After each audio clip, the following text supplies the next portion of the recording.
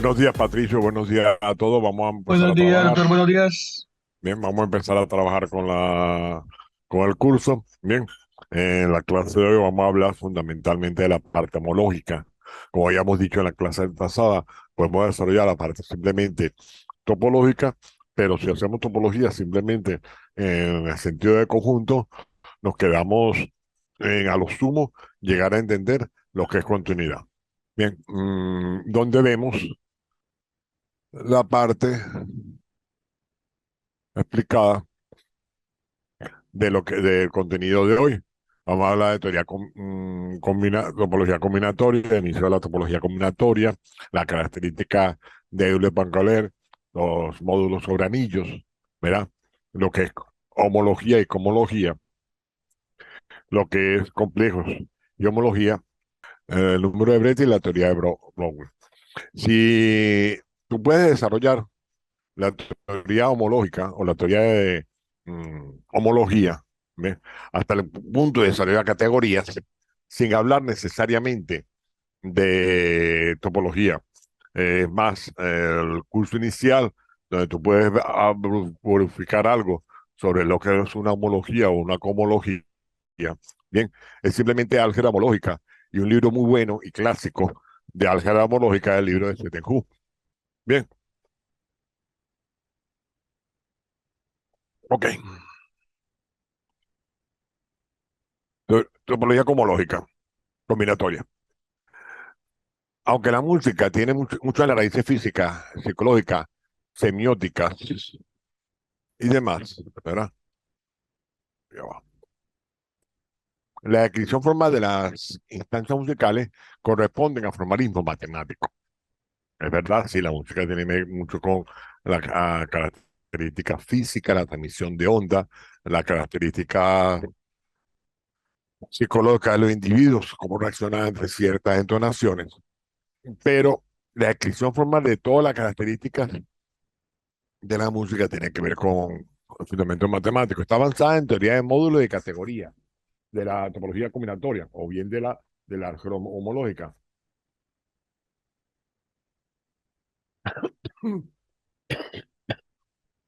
Y otras áreas de matemáticas siempre de alto nivel. El propósito de escribir las estructuras musicales, la filosofía detrás de ella, es comprender los aspectos de la música que están sujetos a raciocinio de la misma manera que la física puede hacerlo con los fenómenos propios del trabajo científico. Esta teoría está avanzada en un lenguaje adecuado para manejar los conceptos relevantes, los conceptos relevantes de las estructuras musicales en el conjunto de los postulados y demás.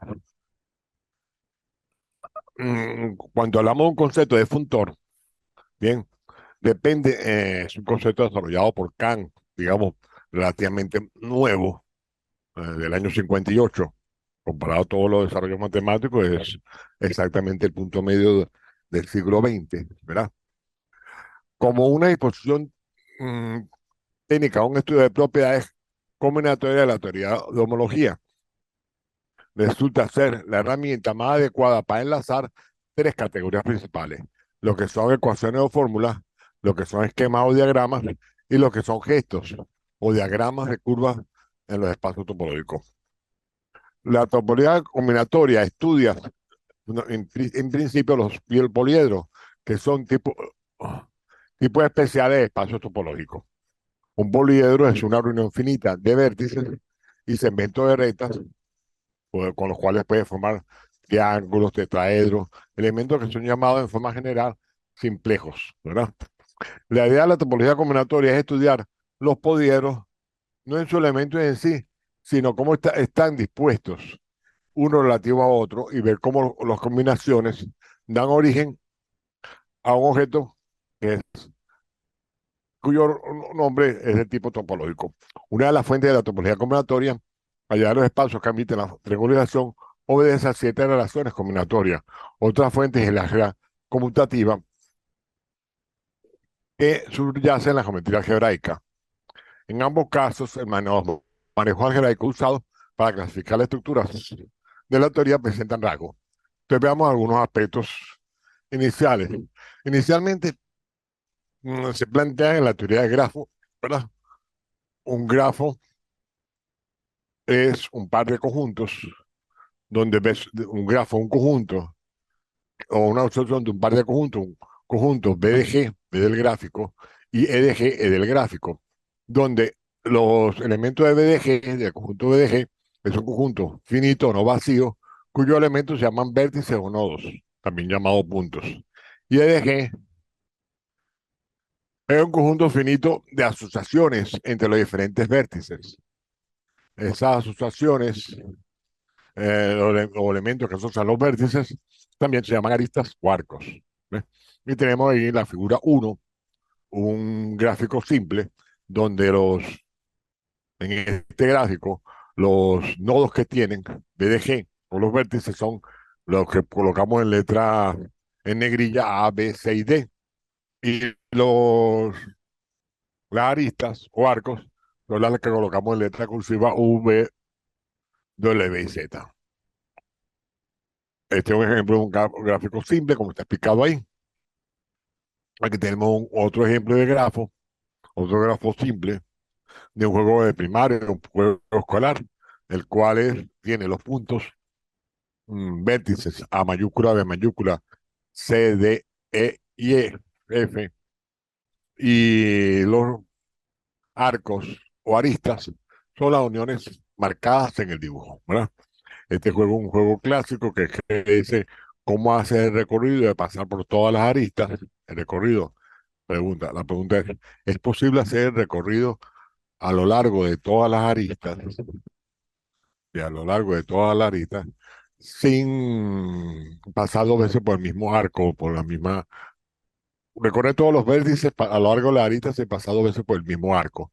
¿Es posible? Sí, no y por qué, ¿verdad?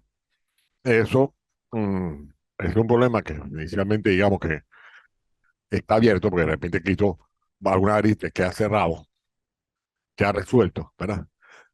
Que dependen exactamente del número de aristas que pasa por cada vértice. Por ejemplo, en el vértice A tiene dos aristas, en el vértice B y C tiene cuatro aristas en cada uno, en el vértice D, por el vértice D pasan cuatro aristas, en E y en F pasan tres aristas. Entonces el teorema diría que para poderlo resolver tendrías que partir de uno de los puntos, de uno de los puntos o de los vértices cuyo número de aristas es impar. Es más, en el libro de geometría de Moise Down aparece el ejemplo inicial, el problema inicial del año 59, del año 58, es planteado con los puentes del río Clifford en Inglaterra. Se puede buscar. Lo repito el enunciado, el famoso problema escolar es repetir el dibujo o con dos condiciones, no se puede levantar el lápiz, no se puede pasar en una línea. Entonces, el grado de un vértice. El grado de un vértice es igual al número de aristas que coinciden en él. Y si el vértice lo denotamos con la letra B, lo denoto por G de B. Es prácticamente cuando yo conté anteriormente el número de aristas que pasa por el vértice. Por ejemplo, en el grado del vértice B, pasaban por él cuatro aristas, o salían de él cuatro aristas. Entonces, de grado 4 y F de grado 3. Para su problema, el problema anterior hay que considerar si el grado par es impar y no necesariamente el valor del grado. Mapeo de gráficos. Entre los tipos de gráficos podemos encontrarnos con dos clases importantes, los complejos y los bipartitos. Un gráfico complejo, n vértices es aquel que contiene una y solo una arista en cada vértice. En cada par de vértices distintos. Contiene siempre una y solo una arista en cada par de vértices distintos, ¿verdad? Es decir, si yo tengo dos vértices cualesquiera, n vértices cualesquiera, tengo que unirlos todos ellos a punta de aristas, ¿verdad? Por ejemplo, aquí tenemos un grafo complejo, tenemos el dibujo en la figura 3 de un solo vértice K1, de dos vértices K2, de tres vértices K3, de cuatro vértices K4, de cinco vértices. K5. En el caso de uno, hay cero vértices, cero aristas. En el caso de dos vértices, hay una arista. En el caso de tres vértices, obtengo tres aristas. En el caso de cuatro vértices, obtengo seis aristas. En el caso de cinco vértices, obtendría 10 aristas, ¿verdad? Sería como de repente buscar un método de inducción para calcular, si yo quiero construir un gráfico complejo o completo, ¿verdad? ¿Cuál es el número de aristas en total del gráfico, de aristas en total del gráfico, para un gráfico de n vértices distintos, ¿verdad? Un gráfico bipartito, un gráfico bipartito, aquel gráfico simple, no tiene por qué ser completo, ¿verdad? En el cual podemos hacer una partición del conjunto de vértices en dos conjuntos disjuntos, de manera que cada vértice del conjunto de la partición es adyacente exactamente a todos los vértices del otro conjunto de la partición. Si P y Q son los números de los vértices de cada uno de los conjuntos, de cada uno de los conjuntos de la partición, denotamos este gráfico KPQ. Un gráfico es plano cuando puede ser dibujado como una figura plana. Bien, y aquí tenemos el gráfico K33 específicamente, o K33, que es un gráfico que es partido de tres vértices arriba y tres vértices abajo, ¿verdad? Y cada uno de los vértices de arriba tiene una arista con cada uno de los vértices de abajo. Me perdí la parte del gráfico plano. En un gráfico plano, me equivoqué, lo dije muy a la carrera. Lo importante es que las aristas no se pueden cruzar. Entonces, si yo tengo un gráfico cualquiera, K 1, 3, 2, 3, 3, pero 1, 3, 2, 3, 1, 3, 2, 3, 1, 1, 1, 2, 1, 3, 2, 2, 2, 2, 3. Pero 3 3 no puedo construir un gráfico plano. El gráfico plano de las aristas no coinciden. En el caso del gráfico, cada 3 3 las aristas se tienen que cortar en algún lado para poderlo trazar. Y otro dibujo muy clásico es que úneme los puntos sin, hacen que se corten. Bueno, hay que verificar el orden del gráfico. Todo gráfico eh, cumple con la ecuación o la característica de Euler-Poincare, que dice que el número de vértices más el número de caras menos el número de aristas es 2. Bien, la fórmula de Poincare dice que si tengo V vértices y A es el número de aristas y C es el número de caras de cualquier poliedro simple, esto es que no tenga perforaciones, entonces siempre se cumple que el número de vértices más el número de caras menos el número de aristas es 2. El grado de incidencia. Un K coloreado es un mapa que consiste en asociar a cada región del mapa un color de forma que las regiones adjuntas o adyacentes no reciban el mismo color. Imagínate el mapa de tu país y en cada estado o en cada región le colocas a cada provincia un, un color. Puedes hacer un color, puedes hacerlo en cuál es la cantidad mínima de colores para que no coincidan colores adyacentes. Son grafos de incidencia. E igual, un K coloreado es un gráfico que consiste en utilizar exactamente K colores en asociar a, a cada vértice del grado un color de forma que los vértices adyacentes, los vértices que se puedan unir por aristas, no reciban el mismo color.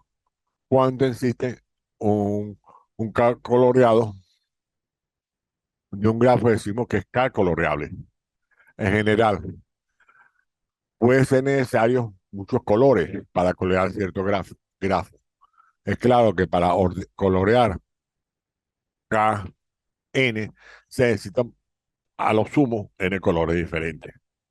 Aquí se me olvidó a lo sumo, porque de repente le preguntas, ¿puedo conseguirlo con menos colores de lo que dice ahí? Para colorear un mapa es equivalente a que colorear un grafo dual en el sentido que uno se puede colorear si solo si se puede colorear el otro. Es decir, a todo mapa se puede asociar con un grafo dual. Y ahí tiene mucho que ver entre la combinatoria y la teoría y la geometría diferencial. Una descripción del hecho es que siempre es de ser siempre plano el grafo dual de un mapa que es hecho, lo cual es un hecho crucial para determinar el número de colores que se necesitan. Ahora vamos más hacia la álgebra homológica. La álgebra homológica, digamos que es una generalización de todo lo que tuviste en estructura algebraica. En estructura algebraica tuviste, digamos, los grupos, ¿verdad? Con sus operaciones naturales, y con las operaciones naturales viste la estructura de grupo, y decía que dos grupos eran homomorfos o leomorfos, cuánto podías tú pasar del uno al otro por medio de una aplicación que fuera biyectiva y que mantiene a la linealidad con la estructura del grupo. Y igualmente lo dijiste que para un grupo, para un anillo, de repente para un campo. Bien, pero tú lo llegaste a generalizar para hasta un espacio vectorial. En un espacio vectorial en el cual ya tienes dos operaciones, una suma y un producto, ¿verdad? En ese espacio vectorial, pues decía que era, dado dos espacios vectoriales, decía que era homeomorfo cuando decía una aplicación, una transformación lineal biyectiva entre ellos. Bien. Bueno, ese concepto de anillo lo trabaja con anillos sobre un campo, sobre el campo de los números reales. Bueno, ahorita en vez de trabajar sobre un anillo, sobre el campo, vamos a trabajar sobre un grupo abeliano, sobre un anillo.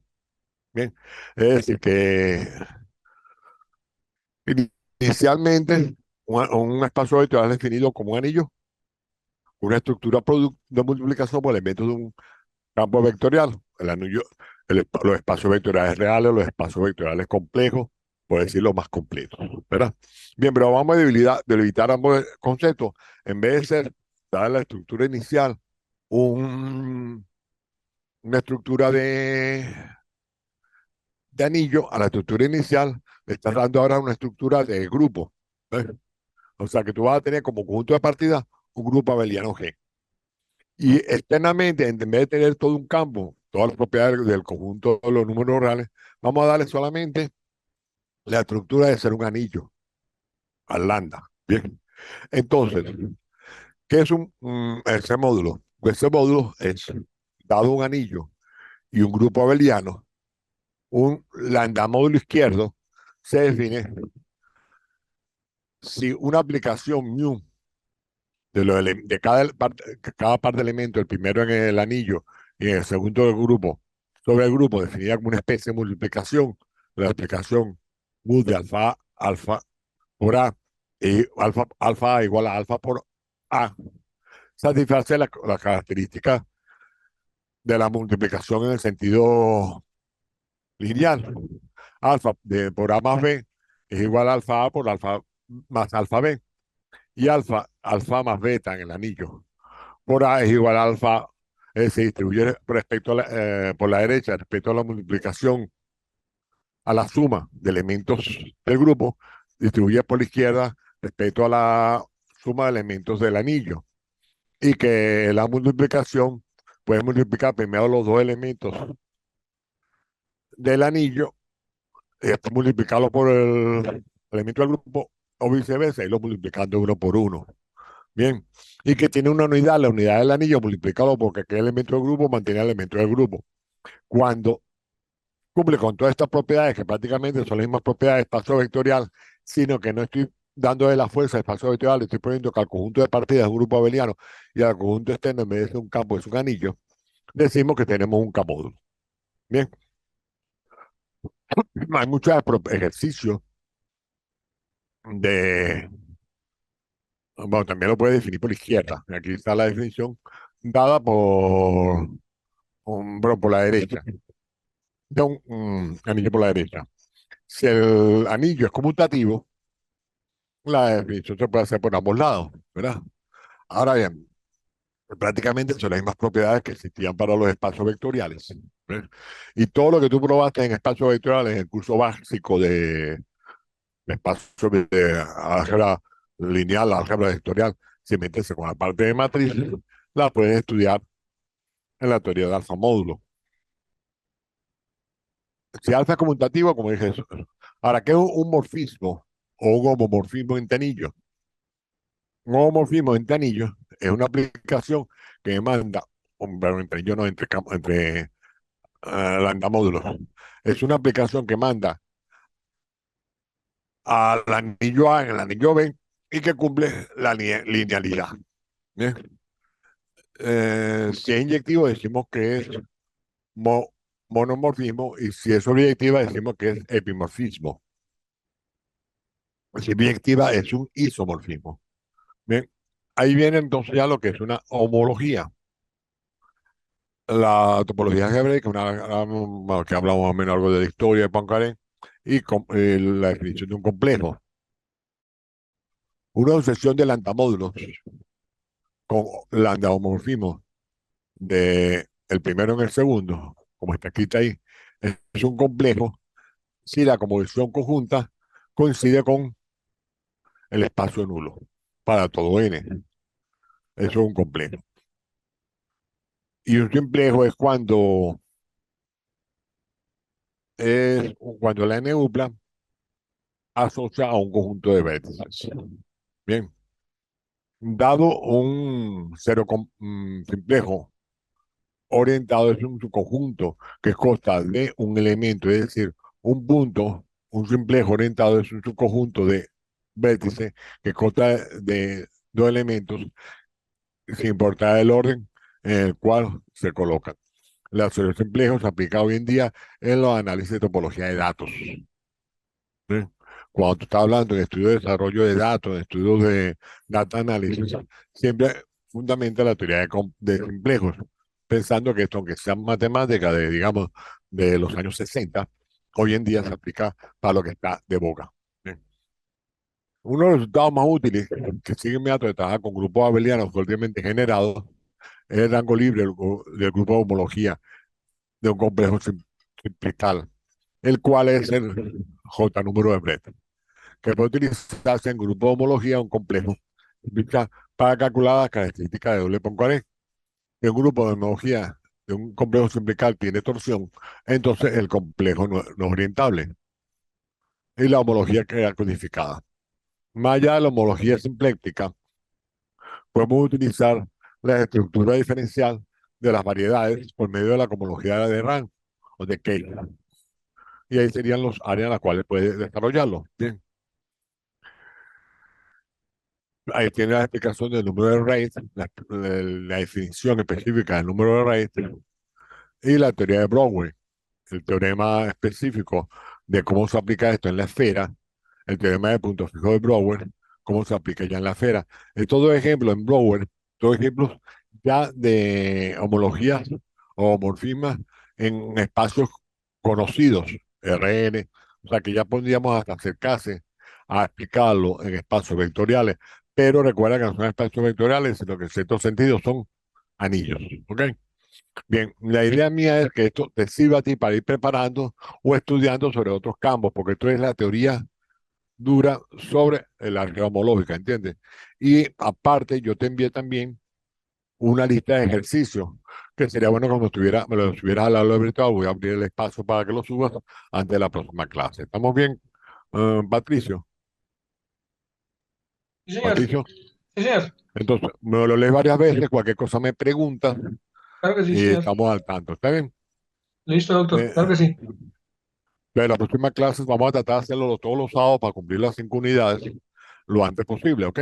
Y me entrega antes de la próxima clase, ahorita yo pongo lo que pueda, sube al aula, estaba un poquito ocupado para las cosas, el espacio para subir esta actividad, o le pido a alguien que me ayude a subir, a poner el espacio, y me sube el resumen de la primera clase, un resumen tuyo de la segunda, y los ejercicios que mandé como primera que te envié como primera clase, ¿ok? Ok, sí, señor.